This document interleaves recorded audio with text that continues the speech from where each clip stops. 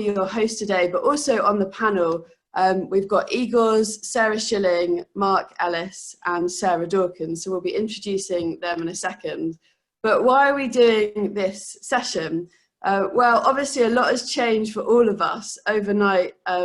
Many students were out of higher education. Our ministries have changed, the universities have changed, and we really want to respond to this crisis by stopping and pausing, listening to the Lord together and learning from each other. So we've got this session where we're going to be discussing lots in breakout rooms.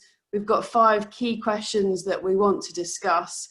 We'll also be hearing back from one key nominated person in each of those groups so we can learn from each other.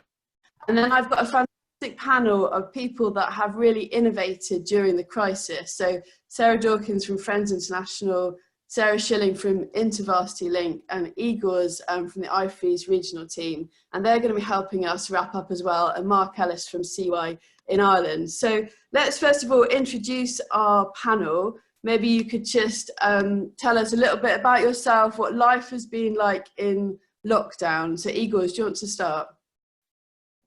Hi everybody, I'm happy to see many familiar and non-familiar faces. Thank you for your time coming together in this community to learn together. For me, the biggest shift, it's stop traveling. I haven't spent so much time at home than in the last 3 months, but I've never been spending so much time in front of the screen.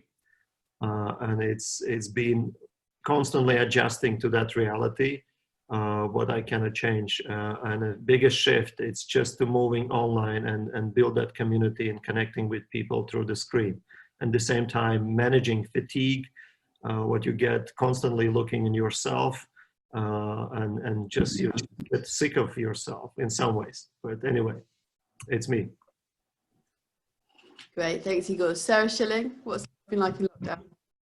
Yes, so I'm an American sent by InterVarsity USA to Europe to serve American students when they're studying abroad anywhere over here. And so as you can imagine, they were all quickly sent back to the US. And so all of our programs that we had planned for this spring were canceled.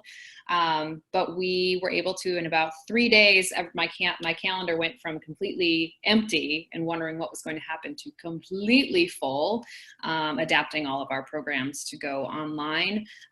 I'm grateful that life in lockdown meant being able to use all of this history of having served our study abroad students remotely using Zoom for about 6 years meant I could quickly not only help my team adapt to serve American students, but also I've been invited to do more and more with IFES Europe, and being inspired by and hopefully inspiring some of you to learn how to do ministry remotely.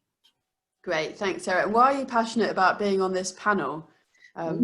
I've seen the Lord do some really incredible things where an idea that was just the seed of an idea one day over the course of 4 weeks turned into one of the highlights of my career, even though it wasn't face-to-face ministry, and just seeing the Lord bless students, InterVarsity staff, and our ministry partners, our donors, who all participated in one of the things that we did. And so hoping that that will be a blessing that you guys all get to see as well, when it seemed like everything could get stripped down, bare, and destroyed, that the Lord came back and did so much more.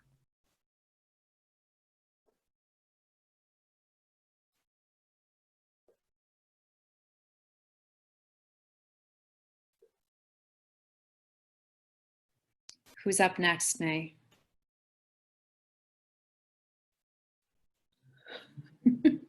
Are you unable to unmute yourself? You should be allowed to unmute yourself.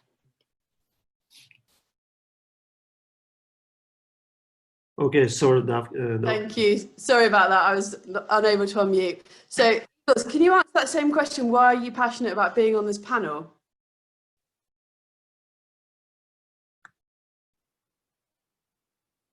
We got Igor's? No? Okay, let's go to Mark Ellis. So Mark, life in lockdown and why you're passionate about being on this panel.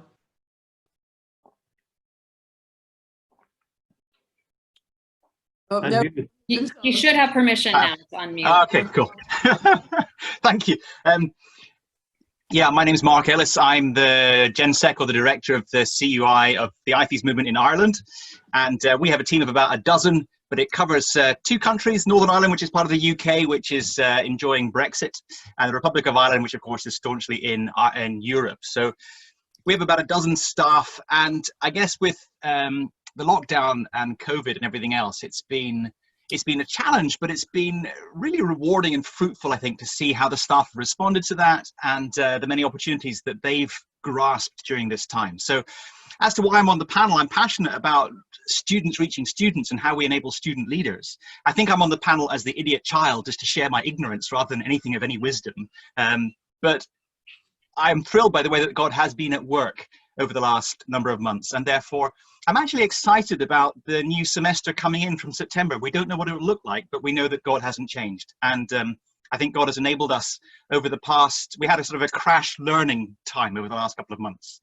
And therefore, I think we're nimble enough to try to seek to adjust for whatever may be coming up coming from September. So I'm hoping to learn from everybody else's wisdom and then pass it off as my own, basically. Thanks, Mark. And Mark definitely has the best backdrop for a Zoom call. If you have a look, he's actually in his caravan outside his house. So his grown-up children have come home. There is nowhere for him to work. So he's in his caravan. Thanks, Mark. So Eagles, can we go back to you? Why are you passionate about being on this panel?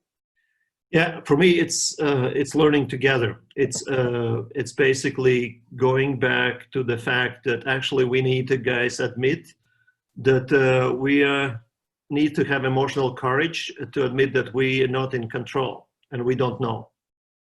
I think it's hard for us to just kind of admit, but if we come together and said, okay, we are not in control and we don't know, that's a starting point. Let's learn it together as a community. And I think we need to figure out as a community how to engage with the God's call in a new way.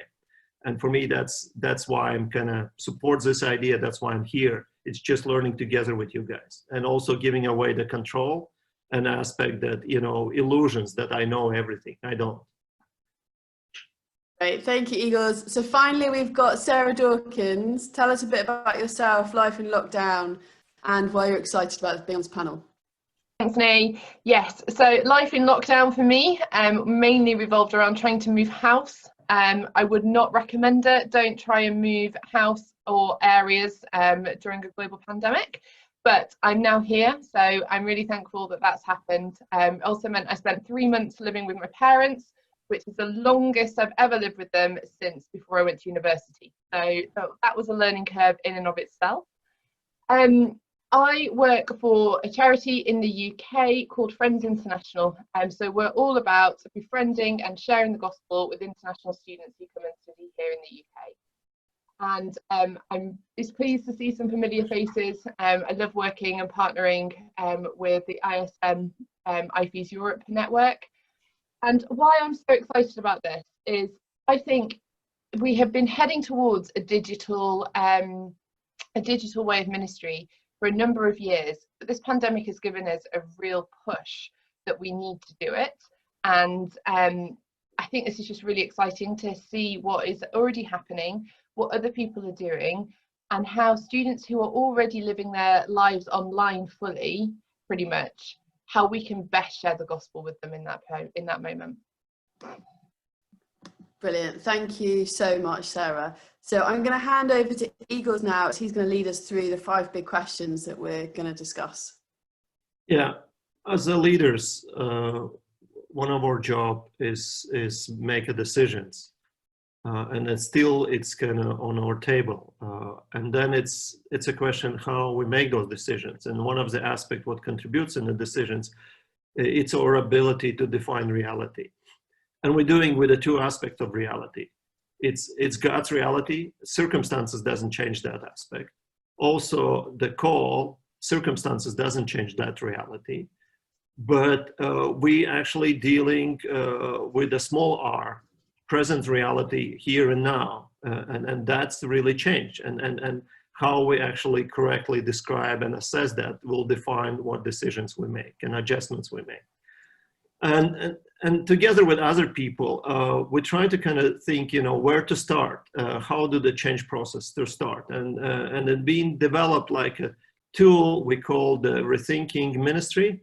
It's more like a guidelines, creating reference points, which is not in your guts feeling, but it's outside of you, to help to actually define that reality, deal with assumptions, and hopefully come together as a community to some conclusions, mutual conclusions, and make a next steps in a faith. Just quickly share that as a pointing, it's more as a guidelines, but rather than, you know, magic tool. And one of those things what being developed together with IFES Malaysia office, thinking together, how can we help leaders in a ministry to actually think creatively, practically, and come to the point of the decision making. Some of you know it's a kind of fundamental things. It's known, obvious. We encourage people actually you do the SWOR analysis and the strengths, weaknesses, opportunities, and risks. And basically at this point, COVID's actually forced us to stop, because we realized actually what brought us here today will not kind of bring us tomorrow. And we need to just kind of assess, okay, what the strengths God has been giving to us, what is the gifts and abilities we have. And also all of us have a weakness, movement has a weakness. And just simply going through the SWOR analysis, it helps us actually deal with assumptions. It creates communications, because the dangerous for us in a Christian ministry, we operate too many on assumptions, that we see the situation the same way, we feel the same way, and will react the same way, and which is not true. And when we do a ministry evaluation, we just basically, hopefully, okay, this is internal. It's something which you could directly impact and have a direct responsibility. It's how you use it, what you have, and how you address it, the things where you recognizing shortcomings. But then it's also assessing how the country, campuses, ministry is being impacted. And that's external. It's something which you are not in control. But it's still, you need to be aware of that. And that's recognizing I'm not in control, but I need to consider those things. I don't know how the university will look like in September. I don't know if the students will be on a campus or online. But it's just simply basic, using the language. If you can name things, you can claim things. And if you claim things, you could aim. And I think that for me, it's a kind of SWOR analysis could help you name things, claim things, and aim. Those three things, and it's just to, and it's not based on assumptions, but creates for the team common language. And I would encourage just to challenge the assumptions, because again, because we read the same scripture, we claim we believe Jesus. Again, all of us kind of look from the different angles, and having the SWOR analysis helps us to again deal with assumptions. And then when we do the SWOR analysis, that actually brings us to the kind of big shift. It's basically what changes we need to make. It's about the change. We cannot avoid a change. Okay, change is scary because change takes away sense of our control. We're going something unknown, but we need to admit, okay, it's unavoidable. We need a change. But one thing, what we could kind of give the sense of stability, or just kind of said, okay, core ministry. What is a core ministry? What doesn't change? You know, it's kind of thinking about, you know, evangelism, discipleship, call doesn't change. There's a certain things still, even in the light of all those kind of the changes, what happens, we stick with that, we committed to that. Let's name those things. Then you go to the next thing, it's a stewardship. Okay, what do we have at this moment? And what can we multiply? You know, student groups, leaders, how many non-Christians we know. It's what does mean kind of stewardship, good stewardship, what has been giving, and if it's giving, it's not simply preserving, but it's actually multiplying. And what does multiplication look like at this moment and this stage? And the third thing is accountability. Accountability, it's really important for us. It's kind of, it's about staying focused. It's basically what questions we need to kind of constantly ask each other. What can we learn? Because if something doesn't work, okay, what can we learn? It's a learning journey. It's nobody of us know that everything will function well. Also, accountability is synchronizing. Each of us doing the things, but some of us, we could respond quicker to things and some of us slower, but it's actually synchronizing. Accountability, it's just stop and okay, update each other. What are you doing? Where you are? And how can we support? It's because it's challenge for us as a community to address this issue rather as an individual. And then innovation. What is innovation? What new things we do? What will go on online? How we do the online? We actually cannot copy paste stuff online. We need to kind of completely start from zero. One of the things is kind of, we need to innovate is how we create community online. What does it look like? It's not to produce the content.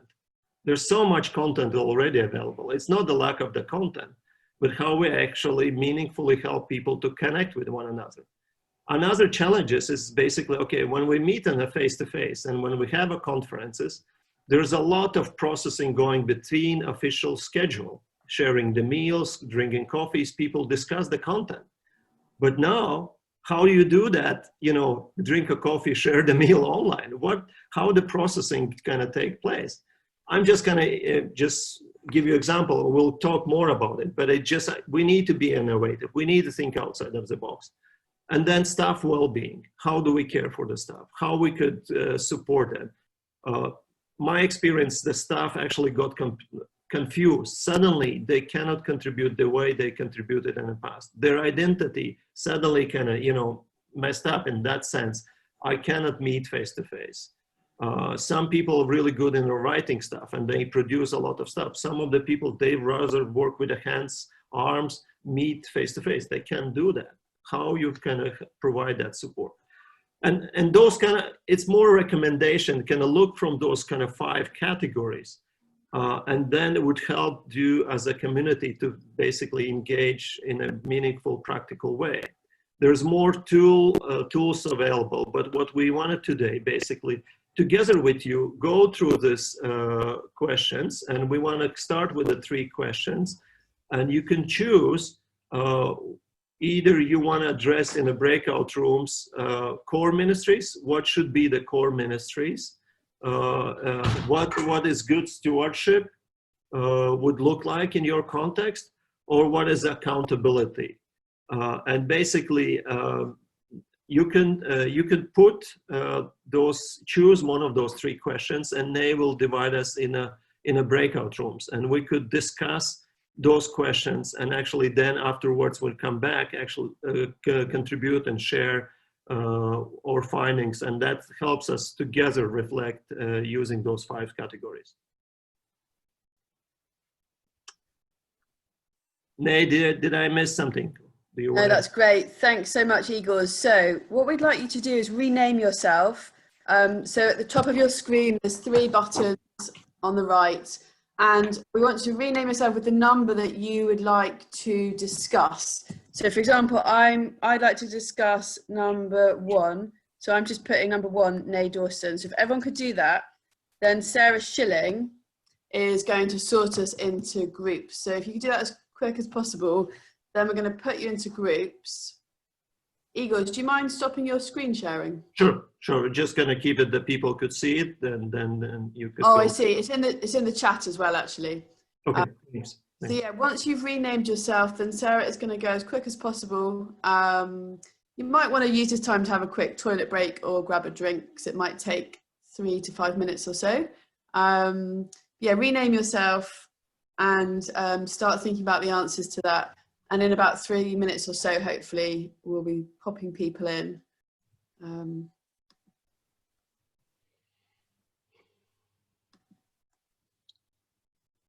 And what we're going to be doing is when you get into your group, you're going to discuss that question for 15 minutes. We'd like you to nominate one person who is going to feed back for 1 to 2 minutes. No more than 2 minutes. I will mute you if that's possible, although probably not with the new Zoom settings. But we'd like to then learn from everyone. So get into your group, discuss for 15 minutes, choose one person that will feed back, then we'll come back together and we'll hear from each group one at a time. So also remember which group number you are, because I'll just call you out by your group number. So that would be great. So yeah, go and grab a cup of tea, go to the toilet quick, and then come back. And in a few minutes, we'll be splitting into groups. So I think everyone, Deanna, have you renamed yours? Yeah, well done. Anyone else not renamed themselves? Yeah, there's maybe about 8 people who haven't yet. So I'm just waiting for that. Jose, Danny. Brilliant, thank you. Francina, I think she might not be there. Ashley, have you renamed yourself? Fiona. Oh no, Fiona's got it, great. Yeah, I think go for it, Sarah, and then we can add the rest in.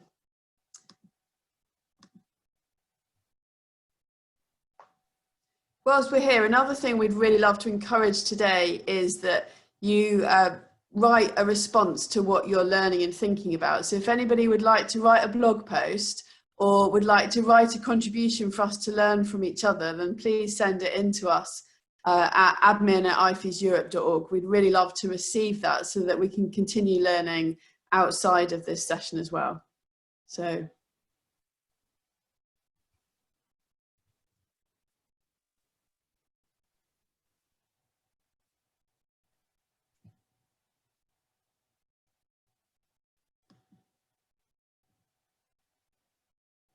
I think I'm just going to put Francina in on question 3 because she's the other one. And then there's 2 others I need to add and make a group of 5, but then we should be good to go. Sarah, if you need it, you could put me also in a group 3 if for some reason there needed people. Okay, I think that's good. Nay, do you want to stay out of the? Yeah, I'll stay out. Okay, so then I'm going to add core ministries to breakout 1 and Lorna to breakout 4. And then, okay, then we should be good. Nay and Sarah Dawkins, I'm assuming you're staying. And then Francina, I see your message, so I will take you out of that breakout. Well, I'll leave you there. You just don't have to do anything with it. Okay. Breakout should be open. So we'll come back together in what? Now at this point with the break, like 15 or 20 minutes do you want? Yeah, 15 minutes, yeah. We'll bring you back. Okay, enjoy everyone. 20 minutes to the hour, I'll pull you back in. Your nominated person, if you can't, oh, it looks like it's Tor. Brilliant. Off you go, Tor. Well, I'm kicked out by the others to present. We are talking about what is continuing, right? So what would be the core thing that we will continue to do whatever crisis comes at us, and we all agree that the key thing would still be, the short would be evangelism, but it's a student-led thing, and it's student-led communities, and we want them to be creative about how this making of disciples will happen in their context, so that still new students can hear and respond to the gospel. So we had some variations out of where we came from on that one, but that's really the core thing, and we added prayer to that as another core activity, something that we connect us to God and to His reality. So we listen to Him, and we want to have that breathing life with Him. We ended up discussing quite a bit on how does this look like now in the new era, and especially since when we come to the fall, how do we reach out to new students when we don't necessarily have the freshers fair? We don't necessarily have this opportunity to meet a lot of students passing by. How do we then reach out to new ones? Do we do that through students we knew from last year? Or how do we do it? So we discussed some online campaigns where we are sort of advertising to students and say, this is what we can offer. This is where we can offer an online community. We want to start Facebook groups. We want to start Zoom calls where you, as a new student, can get to know others in the same situation as yours. We don't expect in my group a huge influx from the very start or a huge attraction from the very start, but we we have this this anticipation that there is a steady growth from September until December of people joining in to various online groups. And we discussed a bit on how we can give exciting and interesting content out, maybe short videos, and make it attractive. One of the people in the group said that Instagram is much more important than Facebook nowadays in this generation. So we need to have some good content out there. And maybe even the role of being a student worker has shifted to be a bit more on when it comes to coaching, not to do the stuff for the student, but to be there and to be available for them so that they feel safe in this new reality. I think that's the sharing from our side. Brilliant, thank you, Tor. We'd really love it. Lorna is writing down notes, but if there's key things you want to capture, put them in the chat function and then we can save them as a document afterwards to share around. So someone else who discussed question number 1, I think there were 5 groups, that's right, Sarah, that were discussing number 1, or was it 3 groups? Okay, who else was in the group number 1 wants to do feedback? Just, Daniel, brilliant, unmute yourself if you can. Yeah, cool. Hello, everyone. So yeah, we had a good conversation. I mean, a lot of, obviously, you know, being online now, a lot of our, for all of us, in terms of student ministry, it's life groups. I mean, life groups are essential to anything and everything.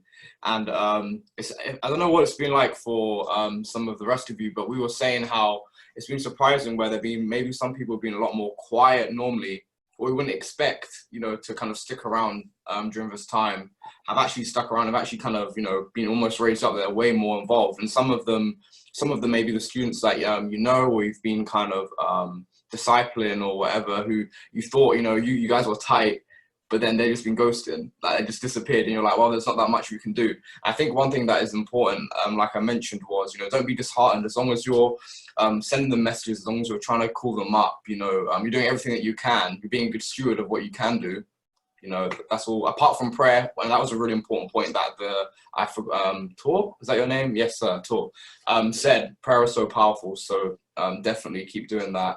I think one thing that someone from our group said, which was really powerful, was, you know, a lot of discipleship has become one-on-one as well. That it's not just, outside of life group, but connecting with them one-on-one as well. Whether that now in the UK we're able to meet kind of with social distancing, that like with low numbers. So maybe the ones who are still in your city, meet up with them if you can. If you can't, connect with them, because I don't know about you guys, but a lot of our students, they've gone back home. Like the second Corona hit, they cut. They just went back to London or whatever there. So we have like 2, 3, 4. Actually, we have a couple more because we have quite a lot of internationals. But, you know, a lot of the kind of domestic students have gone back home. And we're also saying like it's a bit of a struggle because when they're back home, they want to connect with their home church. You know, they want to get involved in all the stuff in their home church. And whether they have like young adults or a student group at their home church or whatever, there's kind of like, you know, there's a duality there and they've kind of gone to the other one.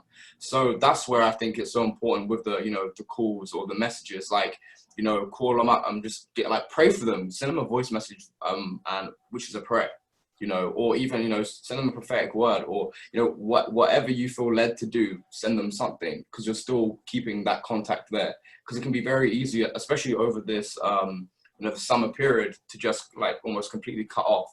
But try like maintaining some type of contact is very important. And when Tor was saying, or whoever in your group was saying that Instagram is key, that is key. A lot of everything social media is going to be very key. So definitely invest some time in that. But I have more I could say, but I'm not going to take up more time. So yeah. Brilliant. Thanks, Daniel. And it's really great to have churches with us today. More than ever, we need to collaborate, don't we, as student workers? And what you're saying is so true. We need to personalise what we're doing for each individual student. Daniel, we would like to hear more from you. So write a blog for us on all your thoughts. We want to be learning from each other at this time. So please get in touch afterwards. Okay, there's one more group that was discussing question 1. Whoever was the nominated person, can you unmute yourself and start talking? Pete Dre, I think that's you. Yeah, cheers, Nate. I mean, I probably don't have much to add from what Tor and Daniel have said. We talked about how our minds have become focused on those things which are really core and critical to our ministry, particularly I think when it comes to helping students to think about what viable discipleship and mission looks like as university students. We also talked a lot about helping new students settle into church communities. I mentioned a piece of work I did a couple of years ago that found that online activity generally is really good at helping those who've already decided to go to church to choose one, but is poor at engaging those who are in two minds about whether or not to join a church community. So we talked about the importance of peer relationships, and they become more important than ever. Timotei said that actually within the kind of IFE's DNA, the idea that it's not us that do the ministry, but that we train and support people to do that actually could roar into life in a new way. We do then need to think about what that looks like to mentor and train our students to be able to do those things that we can't do. Brilliant. Thank you so much, Peter. So let's go to question number 2. There were 2 groups discussing this. Please unmute yourself, whoever the nominated person was, and I'll try and spot you. Oh, Rachel, it's great to have Christian Medical Fellowship with us as well. Welcome, Rachel, go for it. Yeah, so in our group, we just kind of focus on the first part of the question. And when we were thinking about stewardship, when you're thinking about how you look after things well, you need to actually know what you have. So we were thinking about practical things such as people or existing kind of content, or like a Bible study or an existing way of doing things. But also part of the stewardship or part of the resources is our vision and our ethos in and of itself. And Heather helpfully was talking about her church, the student worker at a church, and that one of the strongest kind of priorities or visions is the relationships within the church, particularly kind of all age discipleship. Another helpful point that Diana made was we have to link our kind of vision and ethos and priority resources with our kind of people resources, and it has to be a connected kind of relationship as we're thinking about how we rethink what we're doing. And there were just 2 more points. One was about repurposing what we already have. So we can often look at what we have and think we don't have very much, we don't have any online content, we haven't produced any videos, but actually looking at what we already have and adapting those things going forward. And the final point was about people. So the people that we work with as leaders, they may have been volunteers or students. Obviously, coronavirus has affected them. Everything that's going on in the world has affected them. So their ability to now kind of process and prepare might be affected. So we need to understand where they're at so that we can help to kind of re-envision them and prepare them for what life will be like in the new academic year. We've got to challenge people, and perhaps it may mean that actually the dynamics in our teams change. So people that were maybe more quiet, actually this is their time to shine and to thrive, and people that were a bit more active, they need to process a bit more and so can't be as involved. Brilliant, thank you, Rachel. There's definitely some common threads, aren't there, coming throughout this. So Rachel, Pete, Daniel, please put your summary of your chat in the chat function. That would be great, thank you. Okay, who else was in discussion group 2? Bethany, go for it. So this actually kind of piggybacks on what Tor said at the end of his sharing about coaching, because I think the main theme of the discussion in the group I was in is looking at that we have created in our centers, in our churches, in our communities, we have created a sense of family and a sense of community in the programs. Now, maybe that's in a program that only has 3 people on a good night. Maybe it's in a program that has 50. But I think for each of us, we had a feeling that in our various programs, there was this sense of community. I love Fiona's church in Guildford is actually called Family Church, and that's such an important thing for them, is to create that sense of family for the people who gather there. And that's something that we've been able to continue Now, it, you know, obviously for all of you as well, it has changed what it looks like Zoom. It's a different sense of family, but to just keep that going. But how this relates to what Tor was saying is that toward the end of our talk, we looked at, you know, now that restrictions are easing, if you can have a picnic, for example, with, even if it's only with 8 people, and you have that sense of community with them, you can encourage them to go out and create that for other people. You know, and I like what, I think it was Igor's at the beginning said about stewardship not being about just preserving. That's a great part of it. But even more than that, is about multiplying what we have. And so if you're working with, you know, CU students and getting them to take from cafe, even if you only have 3 people coming to your online cafe, and follow up with them throughout the week, continue that, encourage them to start smaller conversations with people, that's great. So just about coaching the people we're already in community with to go out and create that sense of community for others, I think is the big takeaway from our group. Brilliant. Thank you, Bethany. It's great to have Friends International staff with us as well. So thanks, Bethany, for all you're doing up in Aberdeen. So we've got one more group to feedback, I think, on number 3. We'd also love to hear what you thought. So put in the chat function anything you think hasn't been said or you want to kind of add to what's been said. We want to capture these common themes and trends that are happening right now and learn from each other. So who was the last person? Unmute yourself. Fiona, brilliant. Great to have Lawyers Christian Fellowship with us as well. Welcome, Fiona. Thank you. Yeah, we found this a really interesting topic as well of how to, we were looking at accountability, and really there are 3 levels that we're looking at. How do we keep those who've been entrusted responsibility, how do we keep them accountable? How do we adjust to this new change and pace? And what do we learn from it? So where we make mistakes, where we mess up, how can we learn? How can we get back on the right path? So under the first point, we spent most of our time under the first point, just to say, but it's really looking at internal communication and external, internal accountability, external accountability. So with external accountability, we're all in parachurch. I think majority of the people on this call are in parachurch organisations. We have supporters that we need to keep up to date and keep accountable to. So increasing our communication with our supporters and being more visible, as has already been said. Social media, I think, will be quite key under this area as well, and step up our communication with them.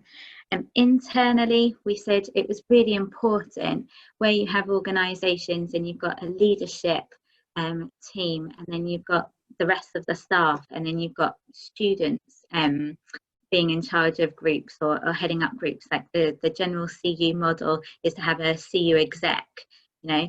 So how do we pass on information from our leadership level, making sure there are different ministry areas, you know? So how do we make sure that people aren't running off, having loads of creative ideas, bringing on a pressure on the rest of the staff team, but making sure that we're communicating well as a leadership team.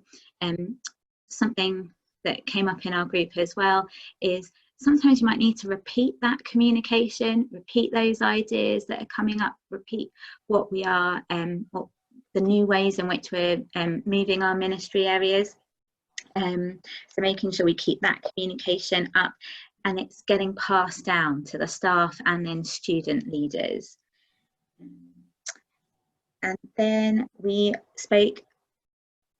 didn't talk too much on point 2 about synchronizing, how do we adjust to these things, but we spoke a little bit on the third point of learning, how do we, when we do mess up, which will be inevitable, how do we come back?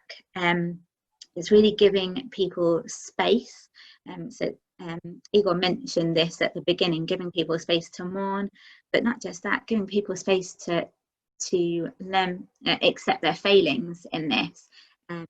We are dealing with many people working at home who are parents, and their feelings about that. They can feel that I need to run off for my child, but I should be doing this work.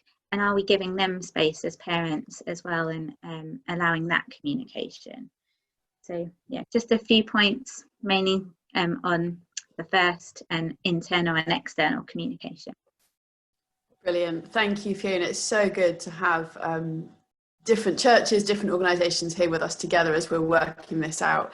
So what we're going to do now is we're going to have our panel just add some of their comments. They've all been innovating in lockdown. They've had different experiences. So they're going to share just on those 3 points, looking at some of the trends we've said or adding in bits that haven't been said yet. So I think, Igors, were you going to go first?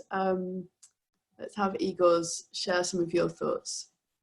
I thought because I've been already speaking, I just thought maybe one of the Sarahs could start, and okay. Well, let's put Sarah Dawkins first then. Let's go for her. Mm-hmm. Cool. So before I say anything else, I just want to say that anything I'm about to share is not my personal innovation. So there are people who have been doing really creative things, and I'm really proud to share them as what Friends International nationally have been doing, but I'm not taking credit for them myself. So to be clear, in terms of the core ministries, I think there's 3 main areas we focused on as an organisation. So befriending international students, sharing the gospel, and discipleship. So I'm going to give a couple of examples of how we've done each of them over the last few months. So befriending, that has largely meant moving our international cafes online, but that hasn't been as straightforward as we might have thought. So International Cafe has generally been meeting people face to face, sharing food and drink, chatting, maybe sharing something about the gospel, or giving them an opportunity to go to a Bible study later in the week. But primarily it's been about providing friendship to those who are pretty lonely a lot of the time, and isolated, or just want to make friends with people from the host culture. So in our case, the UK. It's really hard to transfer all of that online. That has worked quite well where we've had people who are already linked into us. So this idea of family and belonging, that's worked really well in that situation. I think it's worked less well for people that have been on the fringes and a bit more isolated. So one of the other things that we have tried to do is to put on events. They're not just for the sake of events, where people are speaking into where an international student is right now. So there's been a lot of talk about mental health in the midst of a pandemic. So different centres have run different events about mental health. One thing we've realised as well is that some people really don't like other people seeing into their lives like you're seeing into my study right now. They feel really uncomfortable inviting people in. So that's partly cultural, but it's partly personality. All of us have different boundaries. So we've tried to run these befriending events in the different formats. So some of them have been on Zoom, so there's this type of interaction. Some of them have been on Facebook Live, like some of you are watching this now. So there's that degree of privacy, so you can still be watching what's going on live. Others have done it through, so say on Instagram, or even just doing things over WhatsApp or WeChat, different media. So I think one thing we've learned is Zoom is great, but there are different medias out there that reach different people in different ways. The gospel, sharing the gospel, mainly through Bible studies, that has happened. One thing we found is that Seeker Bible studies are really hard online. So we've tried to make them in lots of places, taking them from being group Bible studies to doing them one-to-one. So it may mean that the leader is doing the same study 3 or 4 times in a week, but I think sharing the gospel on Zoom, people have just found quite difficult when it's a group, because you don't have the social cues in the same way. You don't know if someone's not talking because they feel uncomfortable, or because culturally they're waiting for you to specifically ask them. it's been quite hard. So we've done a lot of them one-to-one. And the main bit of discipleship for our core ministries has been helping people to return well. So that is, as someone mentioned, lots of people have returned home really quickly, so they haven't really thought about reverse culture shock. So maybe that's been helping people who are back home unexpectedly to think through and work through why home doesn't feel like home. But for some, it's been doing online returning home courses to think about how it's going to be when they do go home. In some, that's just been a Facebook Live discussion between a Friends International staff worker and a student who's recently returned, to just share that experience as well. So that's mainly what we've done on, for key core ministries. Just one quick thing to say on accountability. One thing we have done over the last 3 months is we've increased the amount of conversations between supervisors and supervisees amongst staff. So we've had what's been called a weekly check-in, which has been, in the early days it was a voice call. We've moved more to it being a text or a WhatsApp, but an opportunity for staff to just know that their supervisor cares and that it's someone that they can talk to. There's more I could say, but I'll leave it because I know time is limited, so nay. Brilliant. Thank you, Sarah. And if you do have more thoughts, Sarah, we'd love to hear them on a blog post. Really, we want to start this conversation, so please don't be shy about writing and contributing. So we've got the wonderful Sarah Schilling. She's going to share her thoughts now. So Sarah. Sure.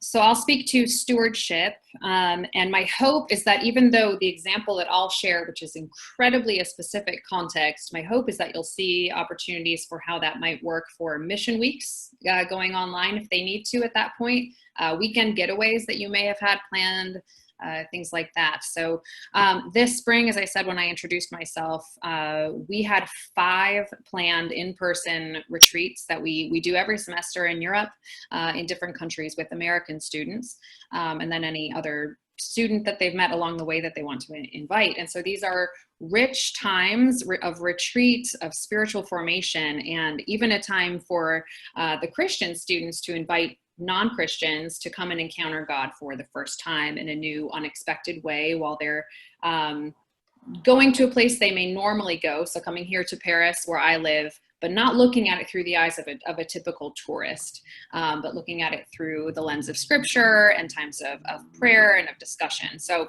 we had to we had our entire calendar cleared.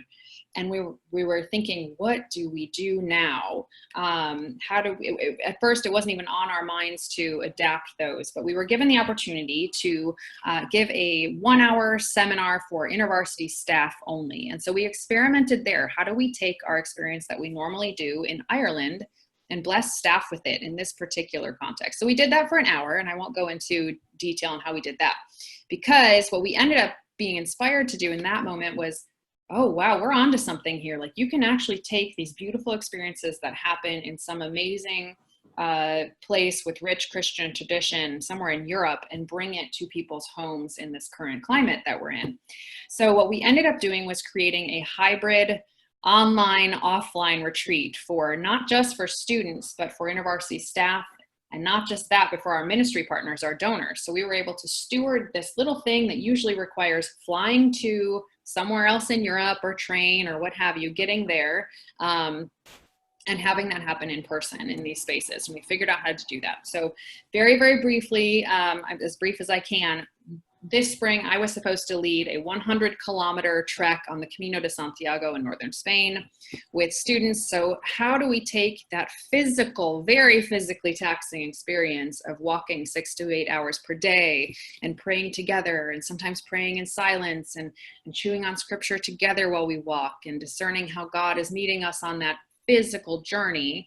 How on earth do we take that experience that is so physical and offer that to people back in the US?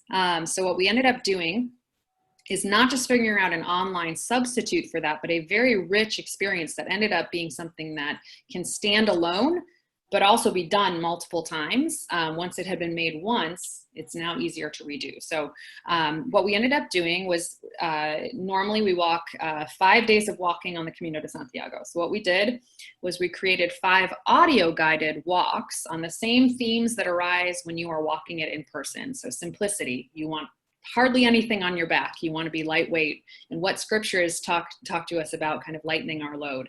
So we had 5 different themes, and they each come with different scriptures and different guided prayer times, things like that. So we figured out how to turn those into basically a podcast that was really easy to access, that guided people's times of prayer and reflection on scripture about that walks theme. And then we also had a Facebook group where people could share how God was meeting them in those times each day. So sharing their reflections, sharing a photo that was emblematic of what they were learning that day on their walk, whether it was in their neighborhood or in a nearby forest. We had other additional fun Zoom events that related to those themes that you would normally come across on the Camino. So hospitality, when you are on the real Camino, you're meeting new people every day, and how do you have spiritual conversations with people that you're just meeting? We had debrief groups each day to share God had been meeting people in scripture and in prayer while they walked in their neighborhood instead of in Spain. So that is the nutshell version of what we did with making this digital Camino in a week-long experience, online and offline. So basically what it ended up helping us do was to steward this idea that's normally reserved only for those who can be in that physical space. It ended up opening new ministry doors for us. We were still able to kind of take out the Christianese. So some of that, for those, I would hope most people know what I mean by that, but basically it's just the language that would be kind of exclusive to Christians. So we were able to take that out of the audio guides to make even this experience open to seekers, to make this something that could be evangelistic. We made it really easy for the Christians who were attending to invite their non-believing friends via easy text and images that they could share via social media and email and text messages. And we had over 300 people. We barely tried to invite people. We sent a couple of emails, posted a few times on Facebook, and ended up having over 300 people in over 12 countries who participated in this experience. So now what's wonderful is it's being stewarded further. People who participated with us back in May for a week said, how can I do this with my church? How can I do this with my state, if you will? I'll simplify it to that, in the US. And so now that we've adapted this, the audio guides live somewhere. They aren't going anywhere. The Facebook posts that we made, somebody else can use those, make their own Facebook group and repost them. It's kind of all in a box, if you will, a kit that we can pass on to someone else. And so right now, starting later today, we have the orientation for another one of these digital Caminos that's going to be used with university professors who are Christian and very lonely in their university context. And so they're, also able to invite other professors who may want to encounter God in this way too. So we were able to, in a nutshell, take what's normally an in-person experience and find really creative ways to use Zoom, to get them off the computer, to get them into groups with people they did not even know to begin with, and form bonds and be able to share how they're meeting the Lord and how he is blessing them in this time. So great. That's enough for me. Thank you so much, Sarah Schilling. We're going to finally hear from Mark Ellis. He's the director of CUI in Ireland. Mark, what are your concluding thoughts, comments on this? Thank you. Well, thank you very much. I suppose a couple of things on each of the three, the core, stewardship and accountability. On core, I think for me and for us, one of the absolute core things is not to start assuming the gospel. We know that, but when you're activists or when you are distracted, it is so easy to get on with what shall I do next rather than who am I in Christ. And so for me, leading my team as well, how do we actually take time and space to keep going back to who we are in Christ? How do our staff do that with students so that their identity is not wrapped up in their perceived success or anything else? And so just what is core is that God is good, that he is faithful, he's in control, that the gospel is still true and all these things, and repeating that to ourselves and really living that is just absolutely core. I know that that's obvious to us all, but the obvious things are what we assume, and it is always dangerous to assume the gospel. The other thing I think that has been really useful to us is to think, who's the core audience? Who are we primarily working with. And when you think about students, whether you call them Gen Z or iGen or whatever you call them, it's been for us a refocus or a very quick reminder that this generation is, my staff are generally early or mid-20s, but they are millennials or late millennials. They are not Gen Z. There is a different generation they are working with. And we talk about students being digital natives and all that. In the UK, research recently said, I think, that teenagers and Gen Z are spending 13 hours a day on screen time, often multi-screening, of course. But just a reminder, who is our core audience? They are media consumers. But on the other hand, this is a generation that is more trusting of authority, of parents. They are looking for role models. They are looking for people to speak into their lives. So yes, we need to be creating more media. That's a reminder for us as CUI. We haven't done that very well. However, that doesn't displace us doing that investing in student leaders. It might be, hopefully it will be face-to-face across Starbucks, but it may be one-to-one across Zoom.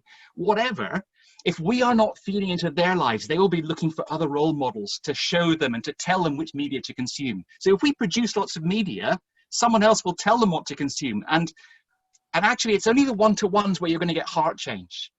I'm obviously painting very broad brushstrokes here, but generally speaking, you will learn skills and all sorts of things through media consumption, but it is only the one-to-one and around God's word where you will bring character change and heart change. And that is what our staff need to focus on. And so it's a reminder both, yeah, we do more media, but we have to be investing in students' lives. They are craving that. Even through lockdown, we have had more students building better relationships with their staff, I think, one-to-one. And so we want to do that. One last thing on core, which has been mentioned by Peter, by Tor, is we as CUI are about students reaching students. We are not to start taking over. One of my colleagues, one of my friends who's working with church leaders across Ireland, and he said that his broad brush comment was that too many church leaders have centralized power and control and doing stuff during lockdown. And now they are struggling to take a holiday because they can't let go of stuff. That is always the temptation because we believe in our vision, therefore we want to do it well. So we have to actively always be pushing back the vision and stuff to the students. And I guess when it comes to stewardship, my one thing to say on stewardship is leaders are the stewards of vision. That's your primary purpose as a leader. It is to steward the vision, to live out the vision, to inflesh the vision, to communicate it, to tell stories about it and so on. Because when your staff and the students catch that, then there's life and energy and creativity. And so stewarding, yes, stewarding energy, focus, everything else, but stewarding the vision again is something that can get lost because we're down into the nitty-gritty of practicalities again, but always bring it back to the vision and then flesh that. And the last thing on accountability, I'm not repeating everything else, all the great stuff people have said, is that we decided from the beginning really that we had to be more visible to our supporters.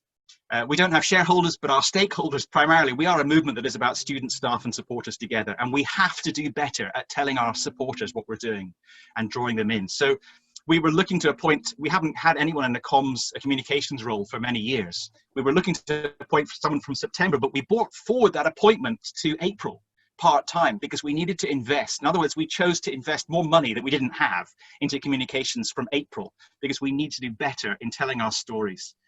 And so we've done more online, social media, website, and also we've sought to help the staff to write more prayer letters and to communicate more because our supporters, they need to be encouraged, and many of them have told us that they're so encouraged to see that ministry can go on during lockdown. But we need to be better at drawing them in and being accountable back to them for their stewardship of their giving, but also their prayers and encouragement too. Thanks, Nay. Brilliant. Thank you so much, Mark. Well, there's some fantastic ideas, aren't there? If you haven't shared your idea yet, put it in the chat function. What we're going to do now is Sarah Schilling has just posted our final 2 questions. So please rename yourself again as quick as you can with the number that you want to discuss. Then we're going to have a 3 to 5 minute toilet break. So once you've renamed yourself, go to the loo, come back in less than 5 minutes.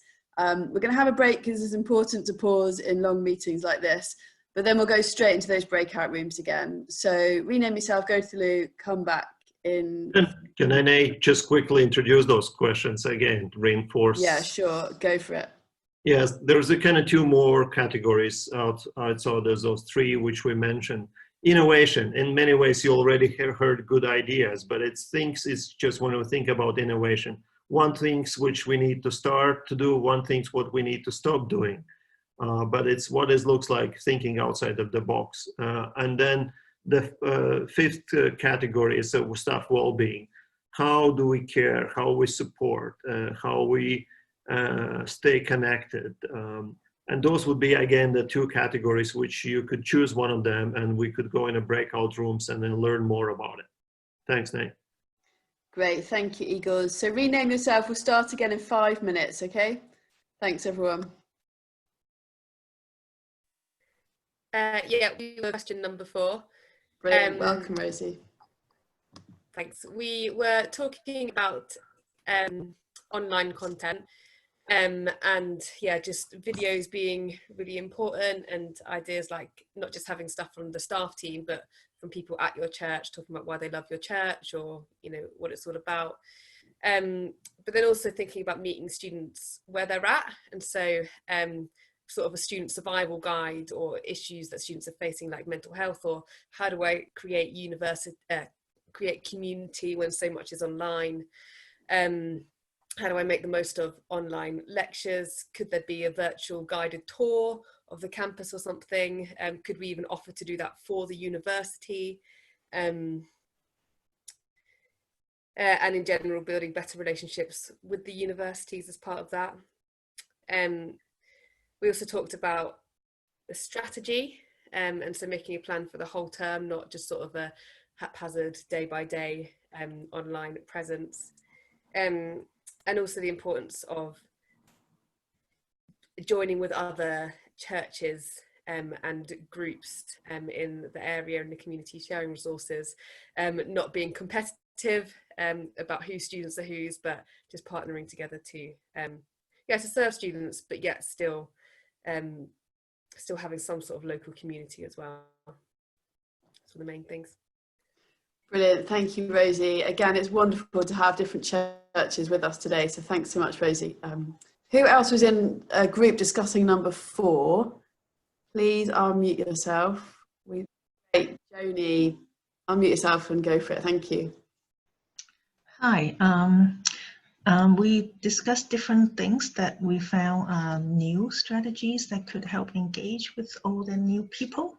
So we're talking about things like having things on the church's website, Instagram, Twitter, introducing things people can do when they arrive in the city, things to engage with churches, things to do as an international students, and then just share all those things online.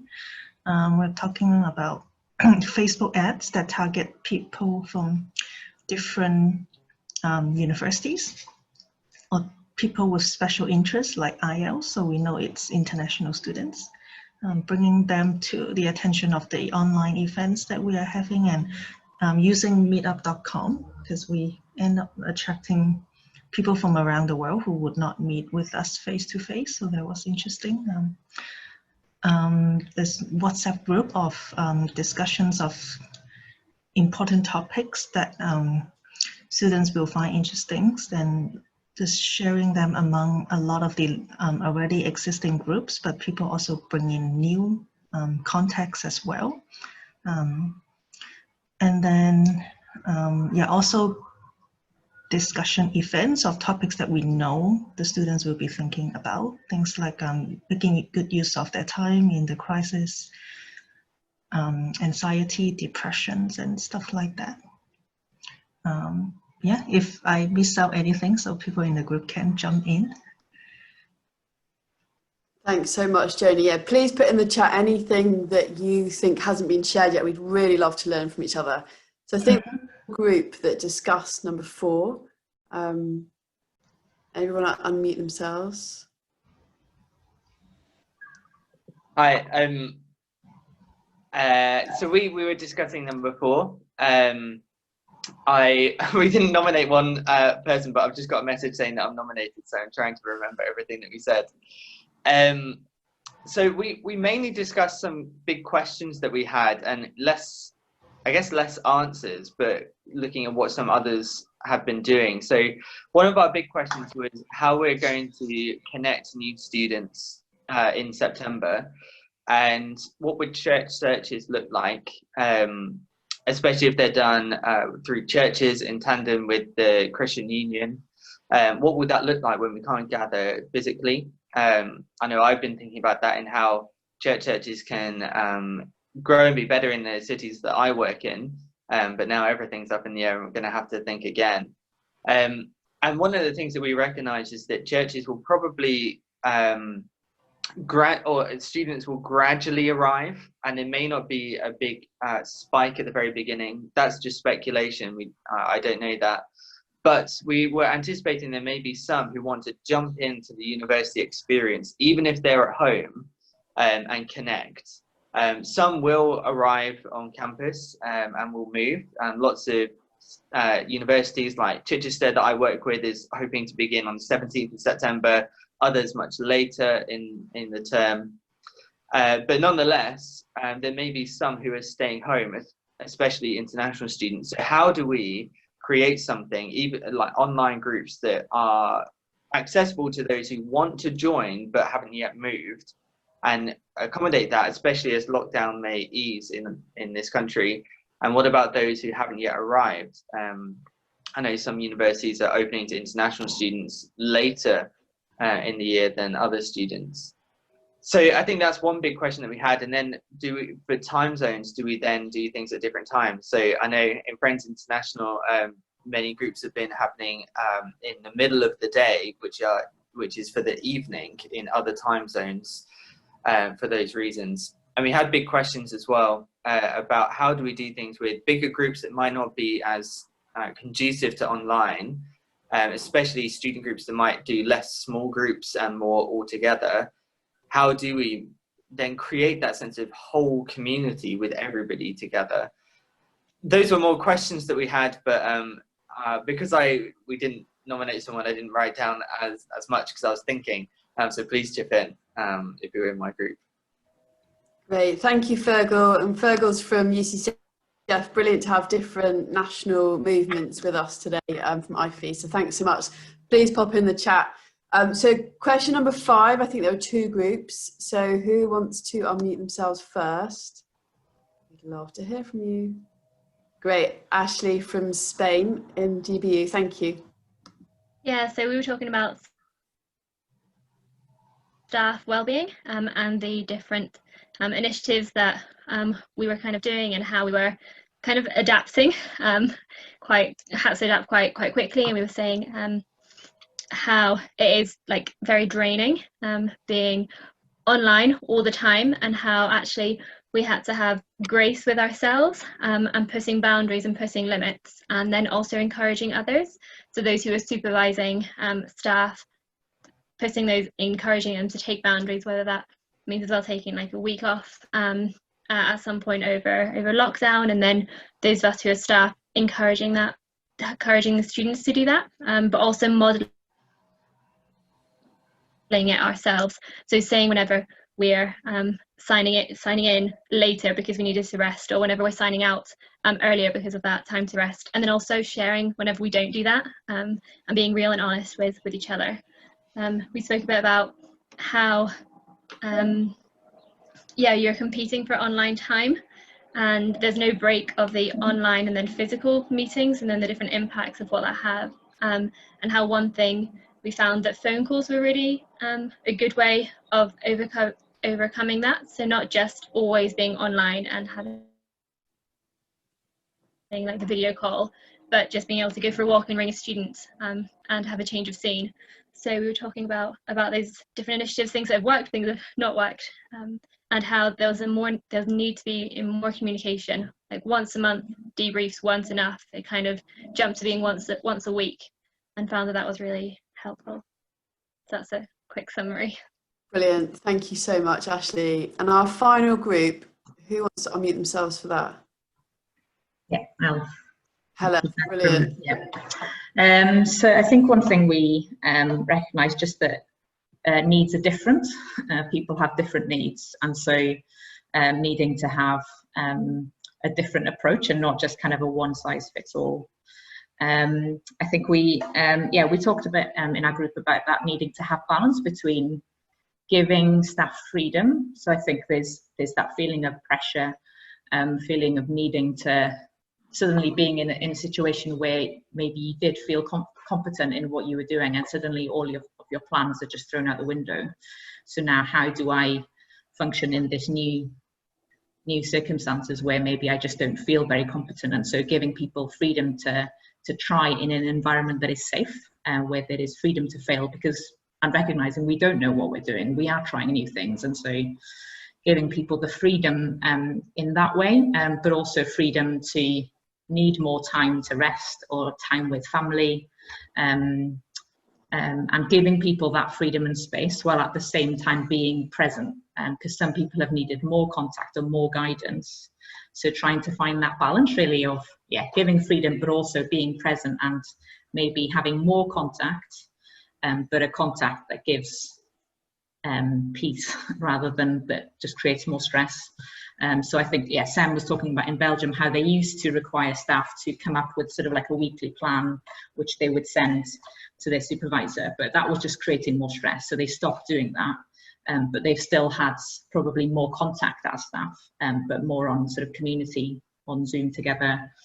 And we talked as well about how I think InterVarsity in the States have given their staff over the last 3 months 20 sort of distress days, so time they can take at any point when they need to do more things with their family or just have more time to rest. And so yeah, there's anything else. Oh yeah, and one other thing that we talked about, now that things are starting to open up a bit more, where it's possible to try and invest more sort of one-to-one in staff, then that might be a really good investment to make, where travel is possible to take time to do that, because that personal contact is really important. Great, thank you, Hella, so much. Brilliant to have Hella from Italy, GBU. There is a wealth of information and knowledge here. So at the end, what we'd really love you to do is to go onto the IFES Europe Facebook page.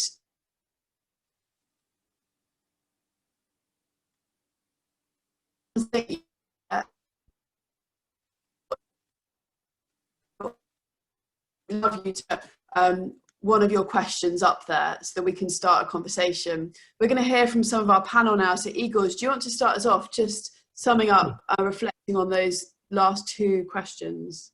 Yeah, just kind of, I hope you guys find it helpful, the conversation or and so on. And it's good for you guys to use like those 5 categories as starting point for the conversation, and just not to function on assumptions. When we talk about innovation, I think a number of you said, how do we plan next academic year? How do we plan a ministry?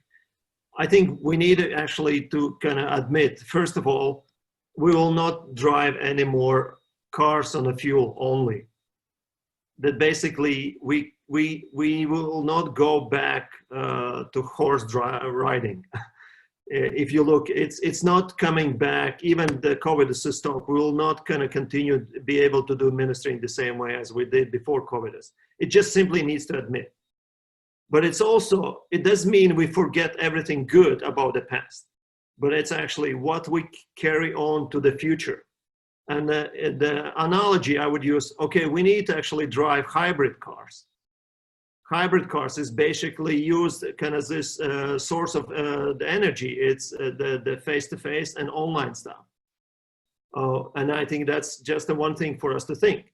Just one example of working with some of the movements, they realized it kind of, there's opening up in a countries actually meeting face-to-face. And then they think, okay, they make a strategy for the next academic year, basically what they could do face-to-face locally, but nationally, they realize they cannot stop big events. And I would encourage, don't plan a big events in this kind of next academic year, but I think what can you do nationally online? And that's a hybrid. That is basically, they will do locally what they could do locally to be engaged with the people, but nationally, what they could put it on online. And then create this kind of national identity and connecting that we are together. And that's one thing kind of think about the hybrid. It's not either or, but it's something you plan what is in control, and online you could a little bit control it, and leave it flexible regarding the locally. And also with innovation, I think we need a kind of, when we think we need to kind of admit what some things we should stop doing. And it's okay. It's like Jesus used this story about the seed which not die. It never produce something bigger than a seed. I think some of the things, it's okay, some programs, projects, it's okay to die. But that creates a space for something new to develop. Death is involved mourning. Death involves recognizing the value, what it contributes. It doesn't mean it's bad, but it's actually served its time. We don't depend on the programs or on old structures. And innovation, it needs to just have involved that death aspects and also involve the birth aspect. Then I would kind of invite you to think about the innovation. And most of all, invite the students to be part of that innovation process. Students reaching students, or role as a staff, not to figure out in their behalf what they need to do. They're actually much more quicker adapting to the new situations. But based on what they realize, what they wanted to do, then we ask a question, how can we come alongside and support them? Instead of just figure out ourselves, you know, what they need to do it. Nay? Thank you so much, Igor. And one way we can do that at the end is to put your questions on the Facebook page and your summary of today on the Facebook page. And then we're encouraging students to comment on that too. So Sarah Dawkins, have you got any last few minutes summary for us to wrap up? Yeah, really briefly. I just want to say when it comes to innovation, ask everyone, no matter what their role in your organization, ask them what they think. And try, if you're anything like me, try to not say, oh, but we've tried that, or that won't work, because let the discussion flow and just see what ideas come out. I've been really amazed at some of the ideas that actually seem really obvious. So one that I'll share that we haven't tried yet, but I think would be brilliant, is basically to set up a takeaway. If new students are moving onto your campus in September, you can flyer them, and a little bit like we've done with like text a toasty or dial a donut, they can just text into a number, order some form of food, and then they have information. You deliver the food, and depending on what social distancing rules are in place in your country, it will slightly depend what happens next. But you can at least give them a flyer and information, a welcome from local Christians. You can control the numbers because you only give out a certain number of flyers every day. But I just think that's a really creative way around meeting new students when there isn't a freshers fair, when those things aren't happening. You can have face-to-face or direct conversation with them that way. So give it a go. If it works, let us know. We haven't tried it yet, but we probably will. Brilliant. Thank you, Sarah. Mark Ellis, any final thoughts? Just in terms of innovation, I guess it depends on your role, but my role is to supervise staff who are working with students. Is that within the CUI culture, we've tried to speak quite often about trying new things and knowing that many will fail. So I need to be able to allow and to encourage my staff to run with half-baked ideas, as you do with students. And the difficulty is that you would know that different students as well as different staff have different personalities. And some personalities like to have it organized beforehand and are afraid of failure. And for those people, you need to encourage them just to give it a go. So it does depend on the personality, but we just recognize that some things won't work out. And I know that when I look back on the past few months, there have been weeks where I've spent a lot of effort on something that eventually has not come to anything at all. And that can be frustrating, but that's just the world we're in. So you're trying to create a whole culture or an ethos of freedom to fail. That's part of the thing. I think the other thing on staff well-being that we've found very helpful as a staff team has been recognizing that we're all experiencing culture shock. Many of you have worked in other cultures or are working in other cultures. You know about culture shock. In culture shock, you get stuff done more slowly and you feel more tired. And it's just accepting that that is the world we are now working in. And then from that, how do you self-care? But also, how do you not just retreat? And how do I, as a leader, help my staff to actually still get excited about projects that we can do? One of the things I've tried to do, because I generally hire staff for their relational ability, not merely for their admin skills, I'm trying to put them in perhaps doing projects as pairs, even if it's remotely through Zoom and so on, so that they are not just on their own on new projects. One last thought, there's many other things on innovation, but one thing that we're going to be doing is many of our universities are, I think it's an American phrase called flipping the classroom. When you flip the classroom, that is, you do the teaching offline, and when you come together, you do the discussion. So what we're trying to do is produce offline media that you download and consume in your own time. And when you're on Zoom, Zoom is not great. You guys have been very patient. You're very good at sitting and listening, but Zoom is not great for just sitting and listening. It's great for discussion. So we want to take offline, you get the teaching, you read the stuff, you watch the video in your own time, you come together merely for discussion. And that's a better use of Zoom. So trying to use the online media as well as we can. I realize time is up. Thank you, Mark. Sarah Schilling, any final comments before we finish? Sure. So in InterVarsity, I've not had my hand in this, but in InterVarsity across the nation, what's been innovative for us to do that we only do once every 3 years is pulling all of our students together for a big conference, the Urbana Student Missions Conference. But during the pandemic, they decided to gather all groups across all states in the movement to do a national large group time every Friday night.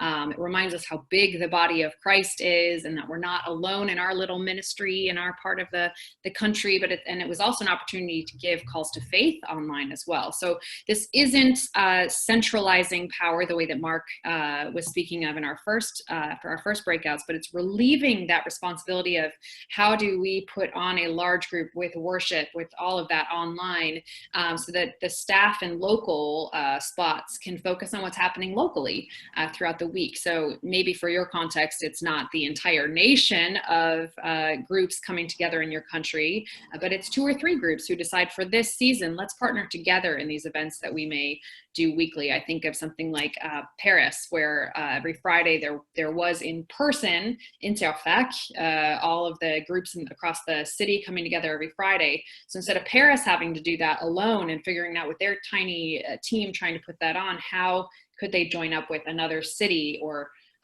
multiple cities across France to do these big events.